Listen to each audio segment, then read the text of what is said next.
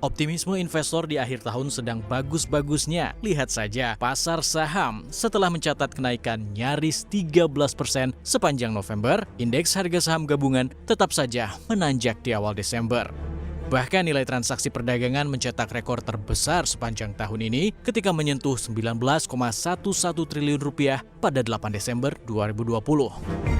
Kenaikan itu seiring dengan optimisme pasar global atas perkembangan sejumlah vaksin COVID-19, diantaranya seperti Moderna dan Pfizer-BioNTech yang diuji efektivitasnya lebih dari 90%. Ibarat jerami tersulut api, optimisme investor kian bertambah di Desember, seiring tibanya vaksin COVID-19 Sinovac asal China di tanah air.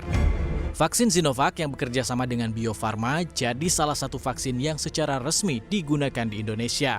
Harapan pemulihan ekonomi pun kembali berhembus. Agenda window dressing juga semakin menambah gairah pasar saham.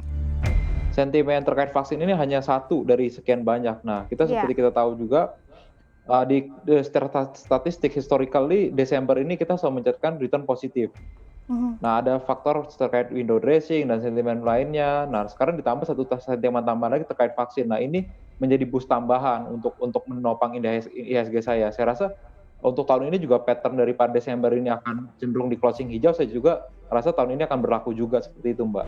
Setidaknya IHSG telah melenggang lebih dari 50% sejak berada di level terendahnya 3.911 pada akhir Maret saat badai pandemi melanda Indonesia hingga awal pekan kedua Desember. Berada di atas level 5.900 membuat IHSG memiliki price to book value 1,9 kali. Dengan level itu, nilai pasar IHSG secara rata-rata sudah nyaris 2 kali lipat dari nilai buku IHSG. PBV IHSG juga semakin mendekati level rata-rata sebelum pandemi. Hanya saja, investor patut berhati-hati. Ada indikasi kehadiran vaksin COVID-19 menjadi sentimen jangka pendek semata. Keefektifan vaksin di lapangan dan proses distribusi penyalurannya masih menunggu untuk diuji. Bila menunjukkan hasil positif, investor pun rela membayar mahal untuk berekspektasi lebih atas pemulihan pasar saham. Sudah di akhir puncak dan juga sentimen positif seperti rencana vaksinasi Pfizer dan Moderna di minggu kedua Desember, lalu juga vaksin Sinovac juga sudah mulai masuk ke Indonesia, itu sudah mulai terprice in sejak satu minggu terakhir ini gitu, dan itu yang membuat IHSG di awal Desember juga naiknya sudah cukup signifikan ya. Sementara itu, bila mengacu pada Buffett indikator, kondisi pasar saat ini juga dinilai mahal, mendekati 115%. Level ini mendekati posisi tertinggi sejak 2007. Sebagai informasi, Buffett indikator ini mengukur nilai kapitalisasi pasar berbanding dengan GDP global.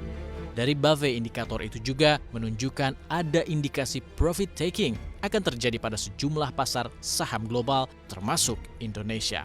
Namun di sisi lain, Indonesia patut diuntungkan dengan investor asing yang belakangan terus keluar. Volatilitas pasar karena aksi investor asing pun boleh dibilang semakin kecil. Kita tahu bahwa investor asing sudah keluar selama bertahun-tahun ya. Malah dalam satu dekade terakhir, kepemilikan investor asing di Indonesia pada titik terendah ya, sekarang kurang lebih di bawah 50% atau sekitar segitu. Nah, kita tahu bertambah rendahnya kepemilikan asing berarti korelasi kita dengan pergerakan market global akan semakin berkurang. Nah, itu sesuatu yang positif meskipun kita mungkin melihat wah asing keluar terus, mungkin itu negatif.